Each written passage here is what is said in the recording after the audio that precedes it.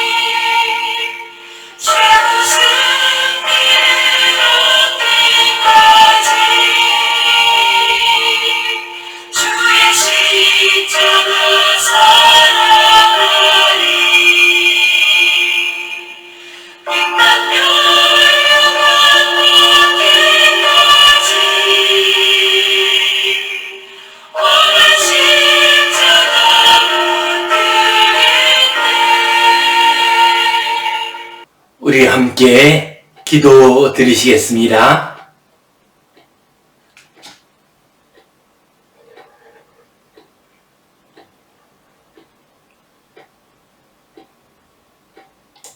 하나님 아버지, 은혜에 감사합니다. 고난주간 통하여 주님의 십자가의 길을 묵상하게 하시며 또한 주님 바라보며 나아가게 하시니 감사합니다. 오늘은 성금요일입니다. 주님께서 십자가에 달려 죽으신 날입니다.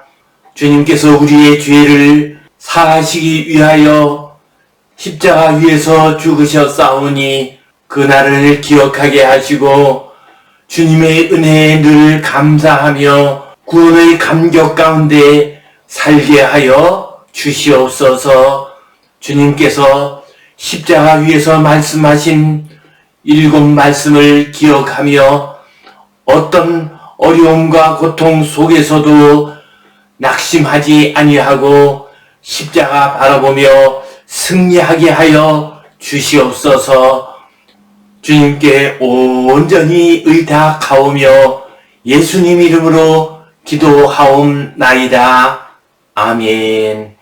하늘에 계신 우리 아버지, 아버지의 이름을 거룩하게 하시며 아버지의 나라가 오게 하시며 아버지의 뜻이 하늘에서와 같이 땅에서도 이루어지게 하소서. 오늘 우리에게 일용할 양식을 주시고 우리가 우리에게 잘못한 사람을 용서하여 준 것 같이 우리 죄를 용서하여 주시고 우리를 시험에 빠지지 않게 하시고 악에서 구하소서. 나라와 권능과 영광이 영원히 아버지의 것입니다. 아멘. 오늘은 성금요일입니다. 주님께서 십자가 위에서 죽으신 날입니다. 고난주간 맞이하여 우리는 지금 마가복음에 근거해서 주님의 십자가의 길을 묵상하고 있습니다. 이 시간 엘리 엘리 라마 사박다니 십자가 위에서의 말씀을 가지고 함께 은혜를 나누겠습니다. 성경 본문 말씀 같이 보겠습니다. 제6시가 되매 온 땅에 어둠이 임하여 제9시까지 계속하더니 제9시에 예수께서 크게 소리 지르시되 엘리 엘리 라마 사박다니 하시니 이를 번역하면 나의 하나님 나의 하나님 어찌하여 나를 버리셨나이까 하는 뜻이라. 곁에 섰던 자 중 어떤 이들이 듣고 이르되 보라 엘리야를 부른다 하고 한 사람이 달려가서 해면에 신 포도주를 적시어 갈대에 꿰어 마시게 하고 이르되 가만두라 엘리야가 와서 그를 내려주나 보자 하더라. 예수께서 큰 소리를 지르시고 숨지시니라. 아멘. 오늘 말씀은 주님께서 십자가에 달려 마지막 숨을 거두실 때의 모습을 기록한 말씀입니다. 제6시가 되매 온 땅에 어둠이 임하여 제9시까지 계속 하더니 제6시는 지금 시간으로 한다면 정오 12시가 됩니다. 12시 대낮에 어둠이 온 땅에 임하게 되었습니다. 그리고 그 어둠은 9시 현재 시간으로는 오후 3시까지 계속 되었습니다. 이것은 일식 현상은 아니었습니다. 주님께서 십자가에 달리실 때는 6월절이었고 또한 만월의 기간이었습니다.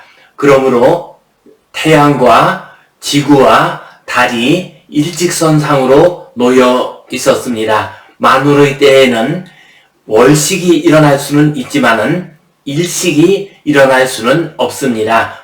이것은 어떤 특별한 어둠이 온 땅을 감싸고 있음을 보여주고 있습니다. 세상의 빛이 꺼지고 있음을 보여주고 있습니다.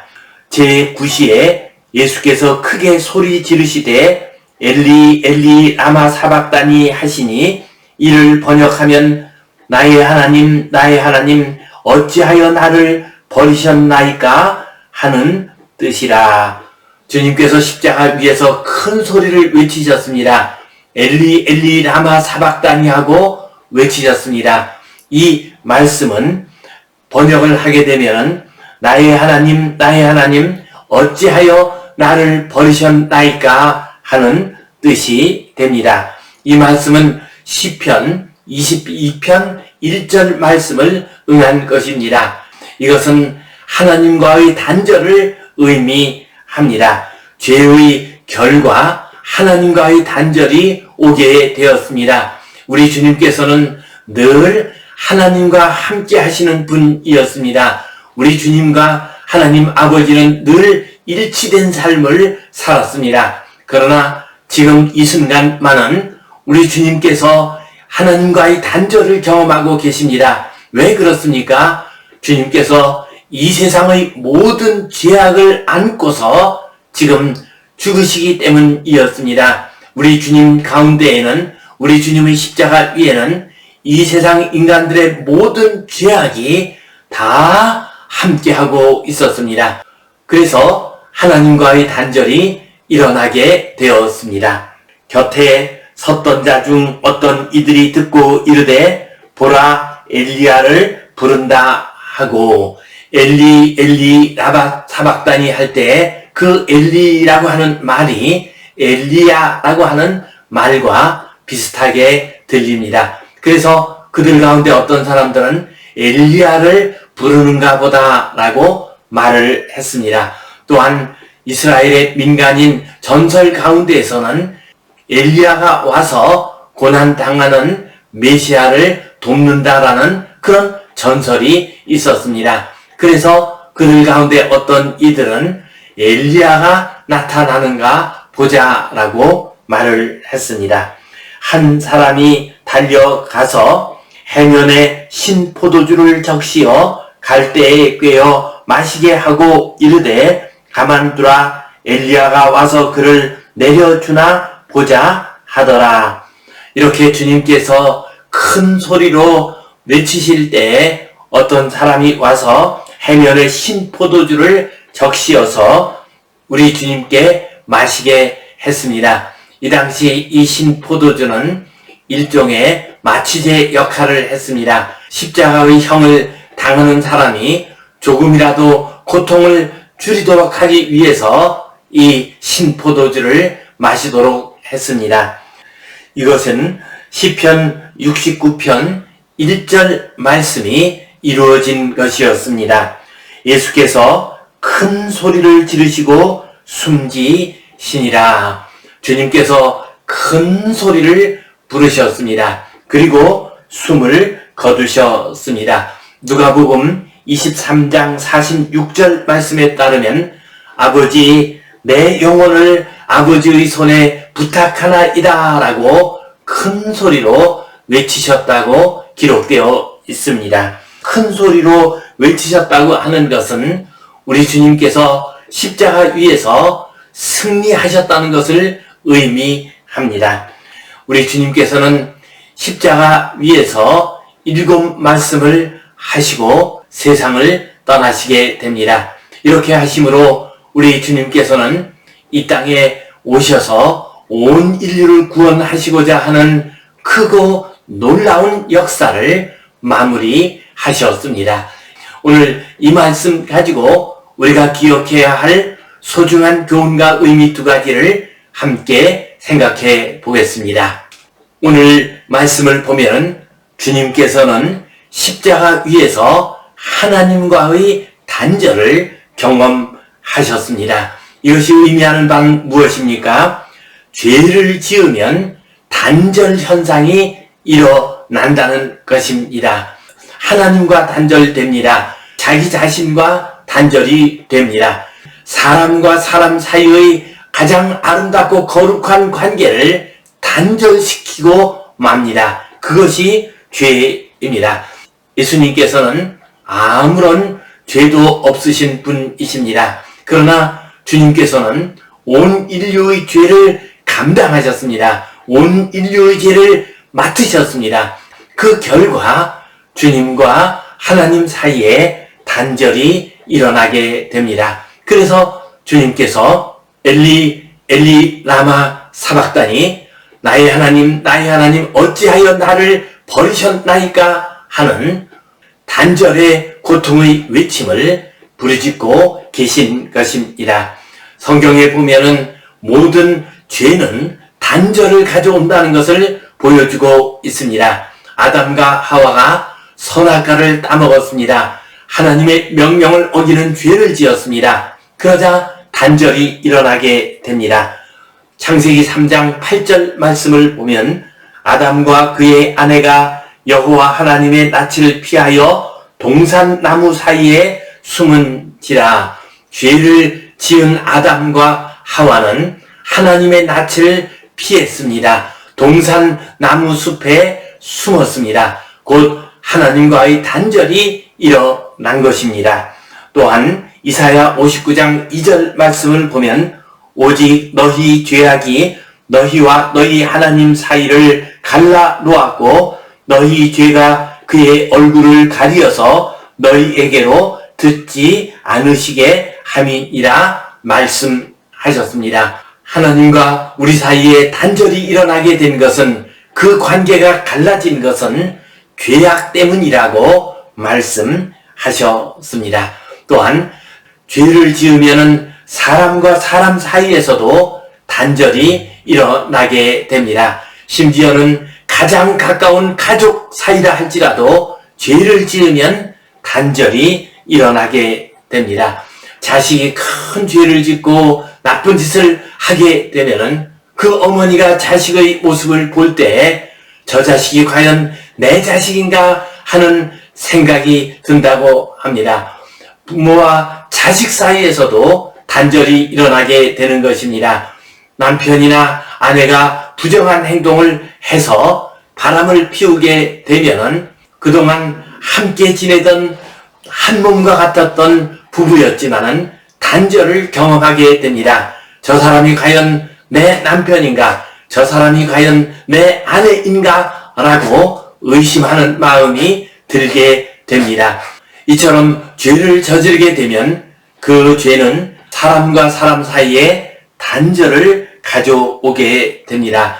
하나님과 사람 사이에도 단절을 가져오게 됩니다.